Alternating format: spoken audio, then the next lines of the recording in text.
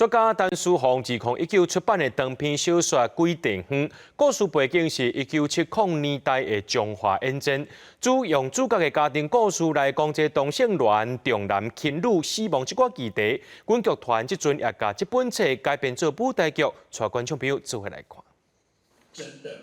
伫台顶参学生囡仔分享创作经验的是来自中华影展的作家陈书鸿，伊长时间拢住伫德国。2019年出版《鬼地方》是一本加入生活经验的长篇小说，得到国内外侪奖项的肯定。目前有12个国家的翻译版本。其实我这本册写的就是大家的故事，因为大家拢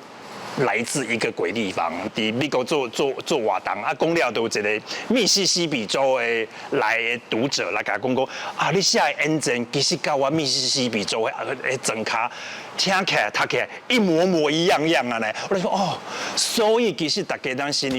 内底拢有一个故乡，你这想要转去，无可能我都转去，还是你无想要转去。迄个故乡伫你心内底，就是那就一个鬼啊，一直如影随形。鬼地方的故事背景是1970年代的中华影战，小说内底有写到同性恋、重男轻女、死亡这议题。阮剧团即阵也甲这本册改编做舞台剧，除了有用影战腔搬影战的故事，嘛加入当地特殊的丧礼仪式、人流。人流的重症就是伫演战啦，通常伊是发生伫丧礼结束的时阵，就是要为了来斗相共的厝边隔壁，